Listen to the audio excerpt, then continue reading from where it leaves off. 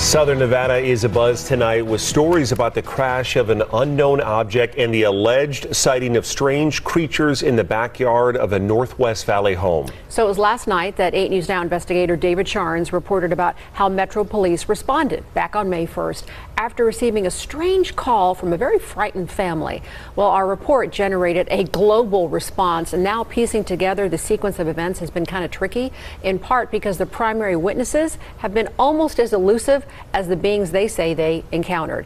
Chief Investigator George Knapp is as perplexed as the rest of us. George. As you know, this is not our first UFO rodeo. We first heard about the incident in early May via the Metro Police grapevine. The incident has a lot in common with other bizarre cases from around the world: an alleged crash, strange beings, and bits and pieces that don't make sense. But the police took this seriously, and so do we.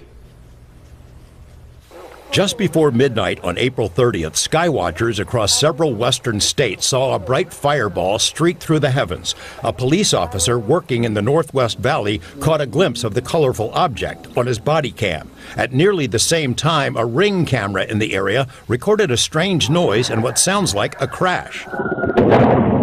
One family living in a ranch-style home had a much closer view of the object. Two brothers and their father were working on a vehicle in their yard when they caught a glimpse of a sparkly object as it came crashing down, then were hit by what they describe as a shock wave. One of the witnesses, a young man named Angel, has stated when the brothers looked into the yard where the object landed, that spot was obscured and blurry, as if by unknown form of camouflage. What they saw next prompted a frantic call to 911. So there's two people or two subjects that are in your backyard? Correct, and they're very large. They're like 8 foot, 9 feet, 10 foot. I don't know. They look like aliens to us. Big eyes. They have big eyes, like I can't explain it, and big mouth. They're shiny eyes, and they're not human. They're 100% they're not human.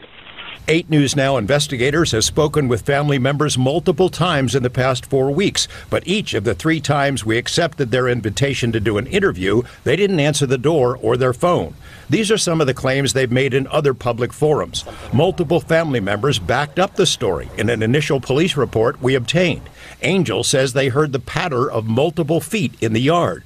They later heard footsteps on their roof. They saw one of the 8-foot-tall creatures climb behind the controls of a large front loader stored in the yard as if trying to engage it. He got a good look at one of the creatures, he said, a greenish-grayish being with large eyes and long legs. He says he could hear its deep breaths, and when he locked eyes, he was, in essence, frozen in place, couldn't move.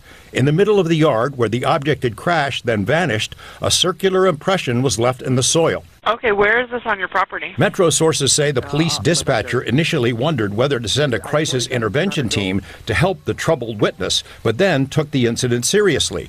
2 officers arrived 38 minutes after the call, and by then had heard from other officers. They proceeded cautiously and managed some nervous laughs. I ain't dealing with that.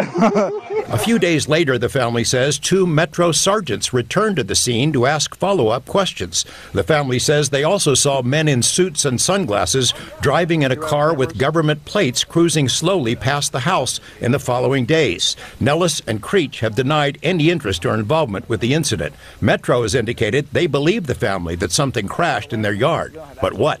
Someone else has access to it. You know, you mentioned, George, in that piece that, they were frozen because so many people have been critical of, like, why didn't they get their phone out? Why didn't they shoot the video? Do we know if there's even any video of this incident? Yes and no. So there's a surveillance camera in the backyard. The property owner keeps that because he's got a lot of expensive equipment there. What we were told is that at the moment this thing comes down and crashed, this camera went out, and it was out for a couple of minutes. When it came back on, the object was gone, but the circle was there.